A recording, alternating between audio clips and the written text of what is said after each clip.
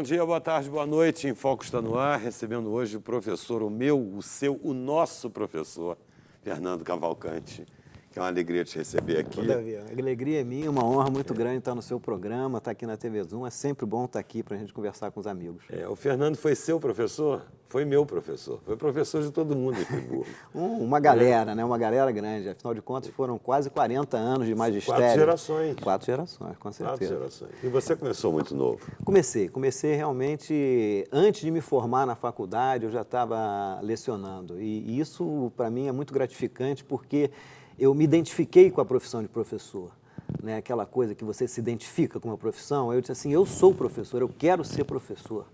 E aí não olhei para mais nada, eu me dediquei a isso, a minha Sempre vida geografia?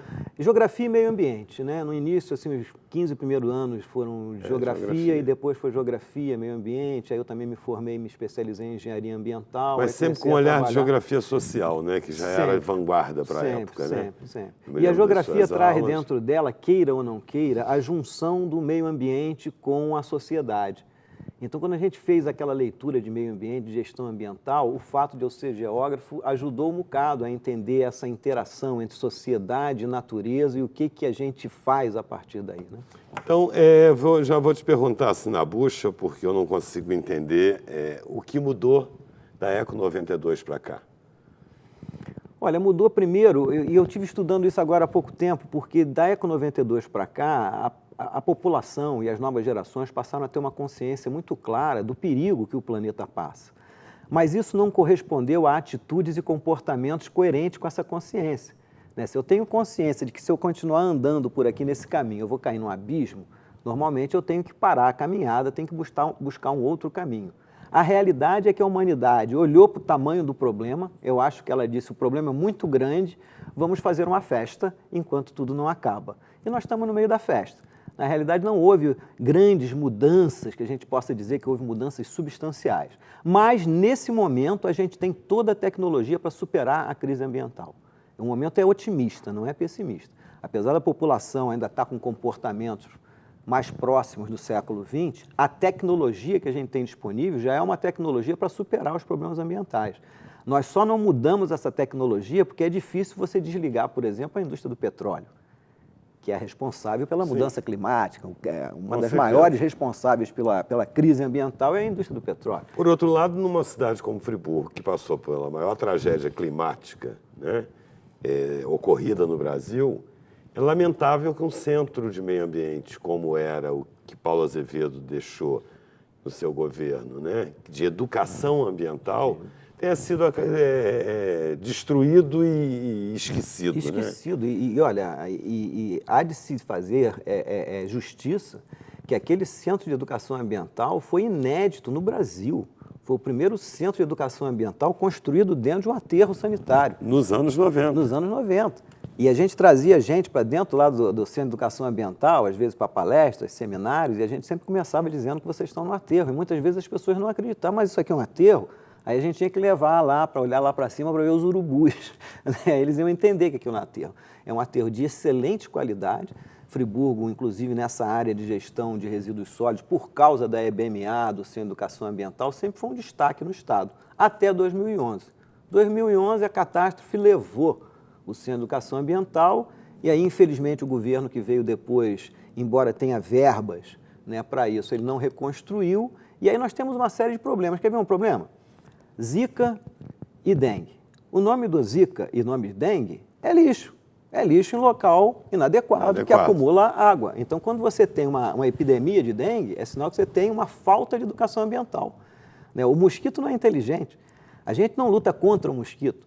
A gente luta contra a nossa falta de educação ao dispor o lixo, a jogar pneu em lugar que não deve, a deixar a garrafa em outros lugares, que aí é onde o mosquito se cria. Então, o nome do problema de mosquito, de zika e essas coisas todas é falta de educação ambiental para você destinar o lixo corretamente. Se tivesse essa destinação, o problema ia ser bem menor do que a metade. A gente sabe que, historicamente, em Friburgo, quando chove, acontecem as enchentes, as inundações em determinados pontos. A gente sabe que o sistema de drenagem da cidade é uma grande ficção, né? Uma grande brincadeira, né? Que as obras que foram feitas na Augusto Spinelli, na Farinha Filho, não foram obras pensadas para o futuro, né? Foi uma grande enganação. E o que a gente mais vê é exatamente lixo.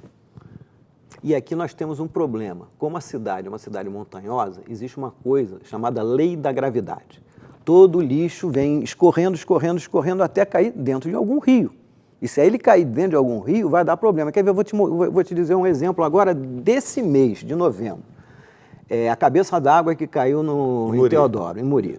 Minha sogra mora ali em Muri há 60 anos.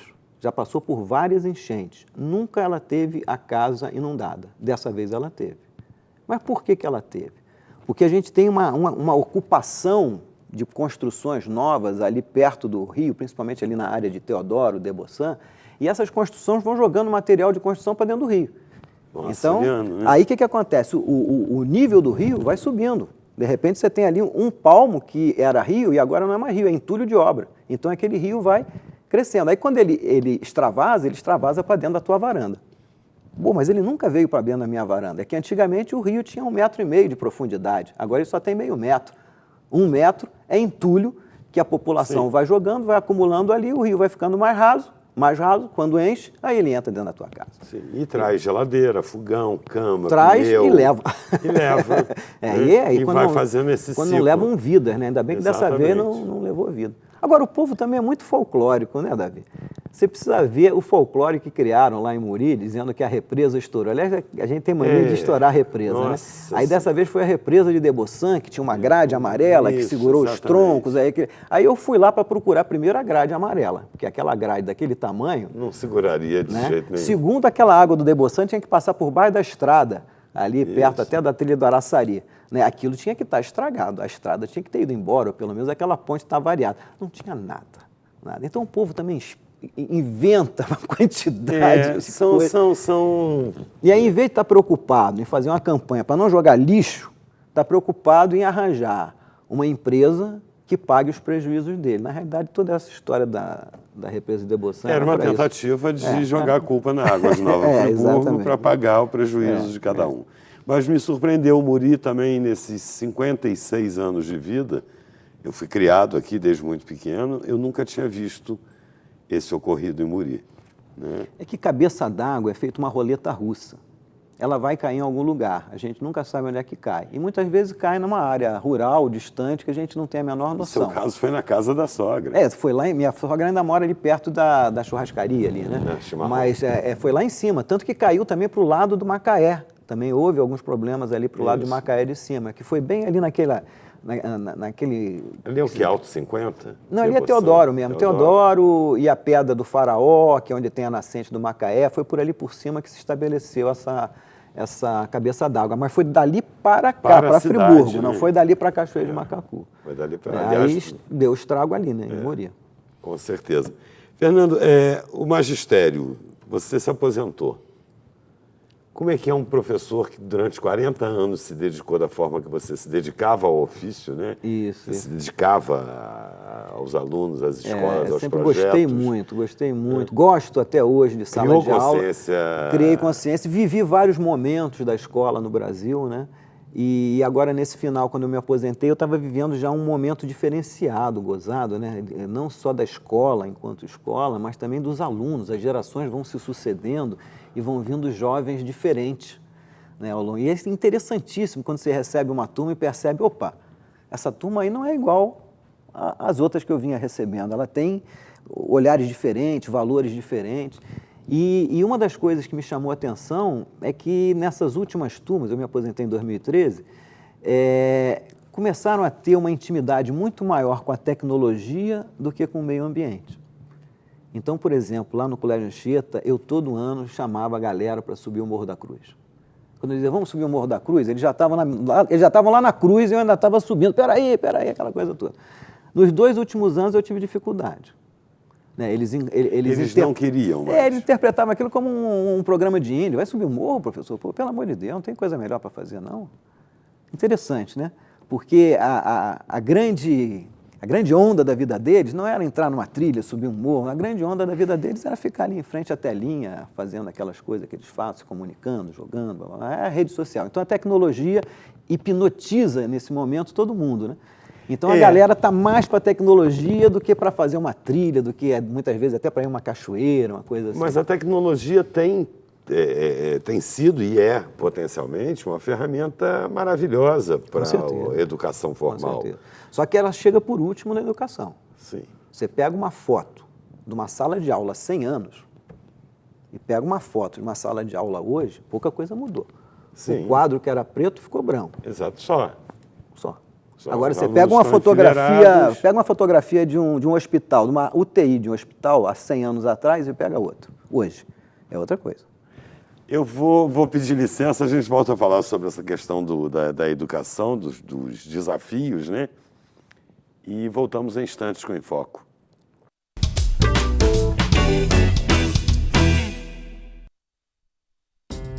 Há 50 anos, a Predial Primos aposta no mercado imobiliário para que nossos filhos possam brincar com segurança e tranquilidade. No lar, doce lar. Predial Primos, administração de imóveis, condomínios e bens.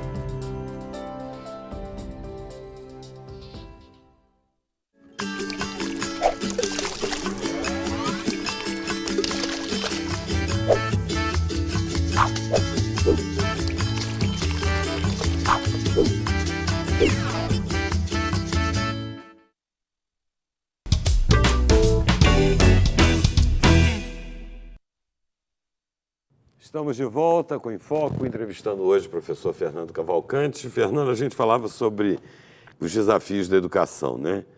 É verdade, a escola continua no mesmo formato, né? E cada vez mais engessada. Engessada. Tem uma coisa na escola chamada grade curricular.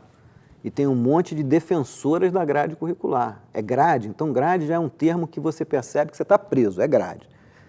E a grade organiza as disciplinas. Então você está disciplinadamente trancado numa grade. Isso puxa o freio de mão da escola e impede muitas vezes que a própria escola se transforme. Então hoje, para você ver experiências novas em escolas é muito diferente. O que você vê é a manutenção de pedagogias seculares. Tanto que, por exemplo, hoje, um garoto tem no celular dele um dos meios fundamentais da vida dele. Se tirar o celular dele, ele fica estressado.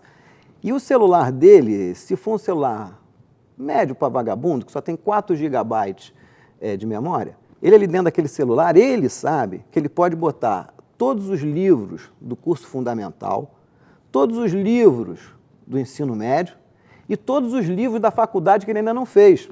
Ele sabe que tudo isso cabe dentro da memória. Mas a escola tira o celular dele e obriga ele a entrar com 5 a 7 quilos de árvore picada, que são livros, nas costas. E muitas vezes ele não usa. E muitas vezes até o professor nem entende nada de informática. Então é a primeira vez na história da humanidade, isso é muito sério, Davi. É a primeira vez na história da humanidade que quem domina a tecnologia são os jovens e as crianças. E não mais os mestres. E não mais os mestres. Então olha o cara entra dentro de sala de aula sabendo que ele tem um equipamento do século XXI e que a escola e o professor são do século XX ou quiçá do XIX. Século XIX. Aí ele não leva essa escola a sério. Então essa escola, muitas vezes, para ele é frustração e infelicidade. Mas o mundo exterior é mais sedutor do que essa escola. Com certeza, né? Com certeza. É mais sedutor do que essa escola. Quer dizer, eu não vou nem entrar em detalhes. Agora, isso a gente não pode generalizar, porque existem experiências pedagógicas hoje no Brasil e no mundo. Ainda agora a gente estava conversando antes de começar a pergunta, né? sobre o Ceará. Né? O Ceará tem experiências fantásticas hoje de educação. O próprio Rio de Janeiro também tem, São Paulo tem experiências muito boas de educação no Brasil inteiro. Agora, o que manda na maioria, no grosso, assim, 80% a 90%, são as escolas tradicionais, com ensino tradicional, totalmente descolado da realidade do aluno. E voltada para o resultado final, que é o vestibular. Voltada para o resultado final e ignorando a realidade. Por exemplo, uma coisa que outro dia a gente estava conversando com uma professora e percebendo o seguinte: como é que você hoje, às vezes, passa 6 meses, uma pessoa comum, não um professor que ele trabalha já com educação, né? Mas uma pessoa comum, às vezes, passa às vezes 6 meses sem pegar uma caneta para escrever nada. Porque ela senta no computador e digita, né? Ou ela aperta a tecla, né? Então, para onde vai a nossa sociedade? Aí o nosso garoto, quando entra na escola, ele recebe uma caneta e um pedaço de papel. Né? E a sociedade está deixando de ser a sociedade do papel e da caneta. Eu vou além, que se alfabetize ainda utilizando sentença completa. João foi na quitanda comprar mamão, melão e pera. O que João foi fazer na quitanda? Comprar fruta, ora, isso é a síntese da comunicação. Isso. Não está errado, tem que responder. João foi. Né? E na vida real, nem o mestre, nem a escola, nem a direção tem coerência, né? Isso. Porque se você perguntar, professora, eu posso ir ao banheiro? Ela não vai responder. Davi, você não pode ir ao banheiro. Ela vai dizer não. Então, por que é tanta perda de tempo? Olha, né? E na área de meio ambiente ainda tem... Outro dia eu vi uma situação muito interessante. Eu fui a um colégio, que a gente ia plantar umas árvores e tal, coisa no colégio, pelo Rotary que eu participo, e uma professora nos levou a um cantinho. Aliás, tem esse problema também. As escolas, quando elas são boladas pelos arquitetos, a escola nenhuma tem pátio grande nem área verde. Não pode fazer barulho no recreio porque tem sala em volta que tem aula. Então, aí ela levou lá num pedacinho da escola que tinha um pedacinho de terra, que era ali que a gente ia plantar a árvore. Aí um desses garotinhos mais pertinho foi lá falar com ela. Aí ele saiu fora da calçada onde a gente estava e ele pisou na terra. Quando ele pisou na terra, a professora olhou para ele e disse, meu filho, sai da terra, a terra é suja. Aí eu fiquei pensando sobre esse conjunto de frases da professora. Sai da terra porque a terra é suja. Aí eu fiquei pensando na mãe dele, na hora do almoço, dizendo para ele, come, meu filho, come a cenourinha é boa, ela sai da terra. E faz bem para a saúde. Faz bem para a saúde, a cenourinha sai da terra. Ele se lembra da professora dizendo, sai da terra, meu filho, a terra é suja. Né? Não comer cenoura, não. É uma coisa boba, que é cultural, é por isso até que eu estou gostando muito daquela propaganda do sabão em pó, que diz, deixa seus filhos se sujarem, que depois o sabão em pó limpa. É mais ou menos isso, né? Foi feito isso. Deixa essas crianças se interarem com a natureza. Lá nos Estados Unidos, agora você sabe que eles não reconhecem mais aquele TDAH, aquele transtorno, né, de atenção e hiperatividade. Né, o professor Richard Louv, Associação Pediátrica Americana, vale a pena ir na Associação Pediátrica Americana para ver o site deles sobre essa questão. Eles agora estão reconhecendo o transtorno por déficit de contato com a natureza. Né? A gente já reparou que às vezes a gente... Se é que esses transtornos não são realmente falta de alguma coisa que é a vida. Tem faltado na vida de todo jovem. A gente outro dia teve uma discussão lá em casa que eu perdi um cachorro maravilhoso, que eu adorava o cachorro, mas o cachorro morreu. Aí instalou-se aquela discussão, o cachorro morreu para lá, morreu para cá, mas por quê? Não, ele morre sempre. E tem o seguinte, cachorro que é criado dentro de apartamento é problemático, ele não tem espaço para correr, então ele pode ficar com problemas. Ou então, se você cria o cachorro numa casa pequena, o cachorro precisa de espaço. Porque se o cachorro não tiver espaço, ele acaba ficando doente. Aí, no final da discussão, eu perguntei, sim, tudo bem, cachorro precisa de espaço, porque se ele não tiver espaço, ele fica doente. Nossos filhos não precisam de espaço. É isso? Nossos filhos podem ser criados em apartamentos, depois dali vai para uma sala de aula fechada, dali vai para uma menor ainda de inglês, depois vai fazer educação física numa também fechada, né? E qual é o momento que ele vai interagir com a natureza, que ele vai ralar o joelho, que ele vai andar numa trilha com os colegas para ter essa experiência? Aí nós que somos ambientalistas estamos preocupados com o quê? Uma geração que não teve uma experiência gratificante na natureza como nós tivemos, no futuro essa geração não tem por que defender a natureza não significa para lá. Né? Ele busca na memória, o que ele vai se lembrar? Eu, quando era jovem, eu sentava em frente a um computador e ficava 4 horas e meia jogando League of Legends. E a trilha que tem atrás da sua casa, eu nunca vi. E o passarinho, também nem sei o que é passarinho. Passarinho? Entendeu? Por isso, 25% das crianças norte-americanas estão com problema de obesidade, falta de vitamina D. Então, no dia 21 de abril desse ano, o Barack Obama decretou, o problema lá é tão sério, que esse ano o Barack Obama decretou, dia 21 de abril, o Dia Nacional da Criança no Parque.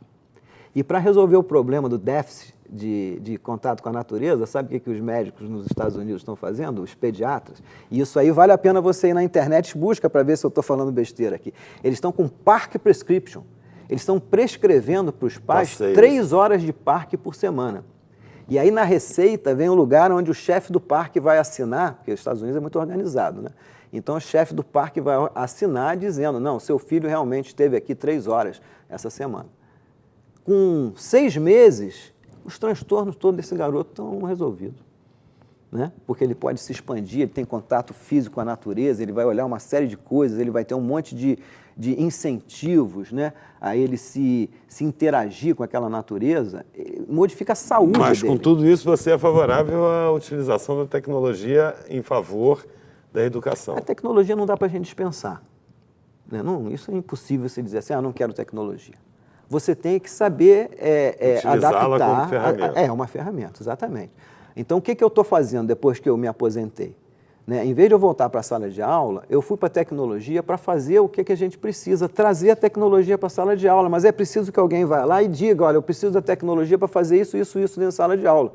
Porque o cara do banco vai lá na tecnologia e diz, olha, a gente precisa de um programa assim, assim, assim, com segurança para transferir dinheiro. O pessoal vai fazer.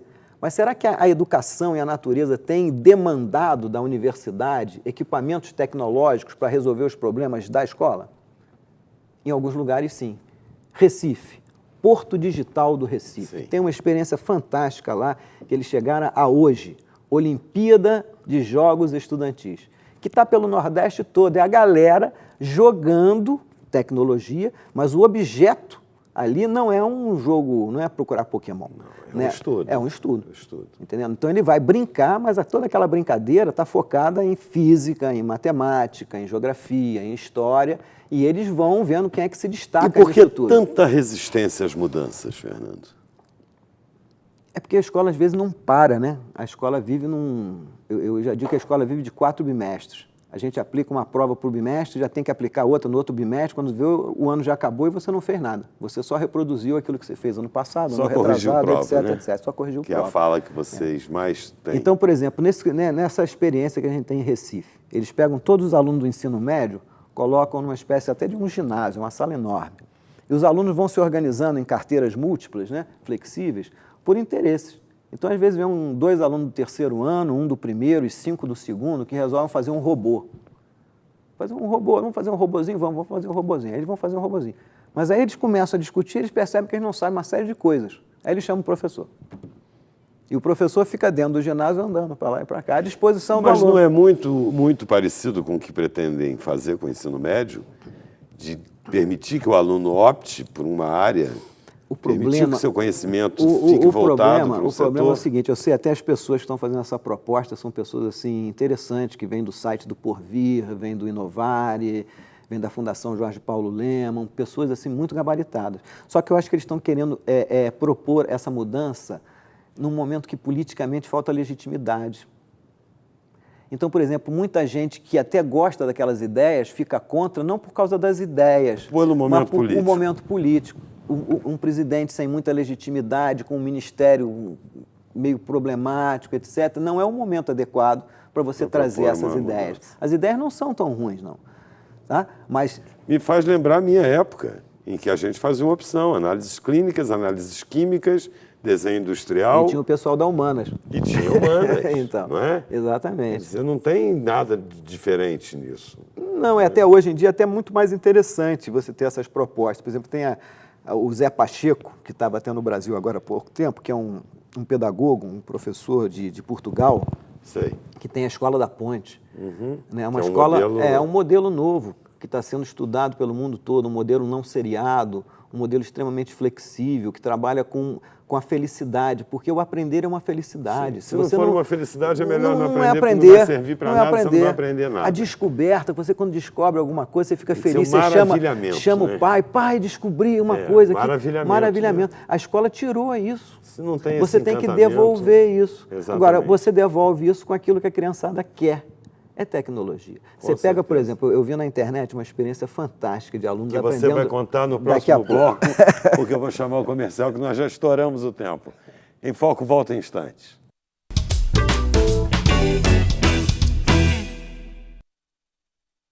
Conheça a Espaço Decor e deixe a sua casa como você sempre sonhou. Na Espaço Decor, você encontra móveis de primeira linha, qualidade e variedade em sofás e muito mais. Produtos sob medida para valorizar cada ambiente da sua casa. São mais de 500 metros quadrados de opções para você. Pronta entrega e montagem rápida em toda a região. Espaço Decor. Móveis que decoram a sua casa.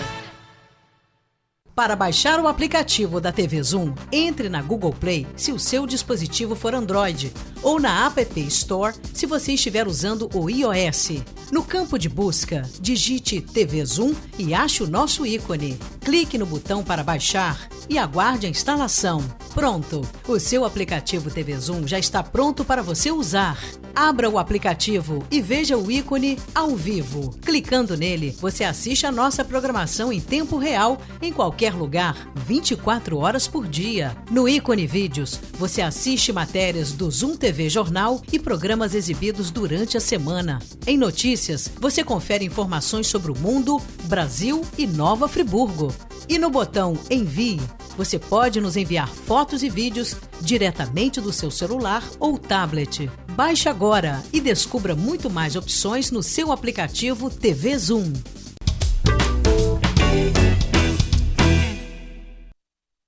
Estamos de volta no terceiro bloco, entrevistando Fernando Cavalcante. A gente falava sobre a questão da tecnologia a serviço de uma nova educação. De uma nova educação, eu ia falar sobre aula de geometria, que é sempre um problema sério. Você teve aula de geometria? Eu tive. É chato, né? Não negócio de seno, nada. cosseno. Lá na escola da Ponte, como em outras Portugal. escolas, né, que levam o quê? É um equipamento que diz assim, mas esse equipamento é uma impressora 3D. Impressora 3D. Impressora 3D hoje você compra por R$ 1.500, R$ 1.200. Mais barato que um computador, você compra uma impressora 3D. Aí você chega para os alunos e pede para eles fazerem os sólidos de Platão na impressora 3D. Eles vão achar isso um barato, porque sabe o que são os sólidos de Platão? São os dados que eles jogam RPG. Os dados que eles jogam RPG são sólidos de Platão. Então é muito fácil você dar uma aula de geometria com os dados de RPG. Agora, se você for falar em seno, cosseno, essas coisas todas, ele vai te tacar ovo. Agora, você chega para eles, para pedir para eles fazerem os sólidos de Platão, né? Na impressora 3D, e depois vai ficar com ele, não, isso depois vai ficar com vocês, porque eu sei que vocês gostam de jogar RPG, eles vão chamar o professor para saber seno, cosseno, tangente, cotangente, até eles entenderem isso. Com certeza. Entendendo? Porque isso vai trazer eles felicidade, vai trazer um momento de alegria, um momento de descontração, né, por eles estarem descobrindo. Mas esse professor também tem que estar imbuído do despertar, né? Tem que ser melhor remunerado, mais bem tratado pela sociedade, né? Isso é uma coisa fundamental que, infelizmente, você vê que em outros tempos, quando havia ocupação de escola, havia ocupação de escola por parte dos alunos e professores. Hoje só os alunos ocupam as escolas. Você está fazendo um trabalho muito interessante no Country Club, unindo tecnologia, informação, turismo, cultura, meio ambiente. Tanto que a gente chama de CICEAM. Estamos fazendo um serviço de informação, comunicação e educação ambiental. Porque o Country Club, eu considero que é o cartão postal de Friburgo, né? Lindo, maravilhoso. Mas você chegava lá no Country Club e você perguntava, poxa, que lindo, que maravilha isso aqui, mas o que é isso aqui? Quem fez isso aqui? Serviu para quê? Que árvores são essas? Quem é que botou essas árvores? Essas árvores aqui são brasileiras, da Mata Atlântica? O que é isso aqui? Quem são essas aves que aqui estão sempre ali fazendo ninho, né? Sempre aquilo tem uma coisa, tanto que ali é ponto internacional de observação de pássaros, né? Todo mundo conhece o Country Club como isso. E a gente não tem informação. Então a gente criou um sistema de informação onde a gente está instalando no Country Club plaquinhas debaixo de cada árvore para dizer, olha, essa árvore aqui é um pau-brasil. Aquela ali é uma cerejeira, cedro do Líbano, e por aí afora vai. Tem árvores ali raríssimas. Tem um carvalho chamado carvalho pinheiro dos Estados Unidos, que é uma planta raríssima, que tem lá no Lago Superior. Né? Tem o papyrus, né, que a gente chama de papyrus, mas na realidade essa é uma árvore australiana em que ela produz o principal remédio para machucado em todo o Oriente. Você vai no Japão, na Coreia, no Vietnã, na Austrália, você vai pegar ela, né? Você vai pegar o óleo de papiro para passar nos machucados. Então tem ali, aquilo é um museu botânico, é quase que um jardim botânico. Fora as aves que pousam ali para fazer ninhos, depois vão embora, e outras que vivem ali, isso tudo agora a gente está identificando. As plaquinhas das aves têm até o canto. Se você, a tecnologia por quê? Porque cada plaquinha tem um código daqueles QR Code. Sabe aqueles quadradinhos? Sim. Aí você vai com o seu celular, você vai ler aquele código. Quando você lê aquele código, aí o jardim histórico deixou de ser um jardim só físico e passou a ser virtual, porque você passa a ter um monte de informação do Country Club, dos jardins históricos, dentro do seu celular. Vai abrir um menu. Aí você diz, eu quero conhecer essa ave. Aí a ave vai começar a cantar dentro do seu celular, você vai ter todas as informações sobre a ave, ou sobre a árvore, ou sobre o que for. E melhor, lá dentro, a gente está até incubado na UERJ, estamos com a empresa incubada na UERJ por causa disso, porque a gente está criando um game, que é o primeiro game outdoor. Para brincar. Isso, porque a gamificação fez o quê? Pegou florestas lindas, botou dentro do computador, você tem um homenzinho e você fica ali caminhando, comendo biscoitinho, tomando refrigerante. Comendo biscoitinho, tomando refrigerante, você passa horas ali na tela do computador e você não dá um passo. O que eu estou fazendo? Eu estou fazendo o contrário. Em vez de pegar a floresta para dar dentro do computador, eu estou pegando o computador e botando dentro da floresta. E criando ambientes de Wi-Fi por dentro da floresta, onde as crianças vão, por exemplo, elas vão responder como é no Country Club. Eu faço a pergunta, qual é o nome do Barão de Nova Friburgo? Aí ela responde, certo. Pinto. Aí eu digo, agora você tem que ir na árvore que deu um nome ao Brasil, que lá está a próxima pergunta. Ele vai procurar onde é que está o pau-brasil, lá ele abre e aí vai. Fantástico. Nosso tempo está esgotado. Que pena. É Quero sempre agradecer. Um prazer enorme. Vamos marcar em 2017. Com certeza. De você voltar. Com certeza. Na terceira temporada do programa e falar mais sobre esse projeto. E aí a gente já vem com a avaliação do que fizemos e do que deu certo. Com certeza. Muito obrigado pela sua participação. Obrigado a você. Boa noite. Em Foco fica por aqui. Estaremos juntos na próxima semana.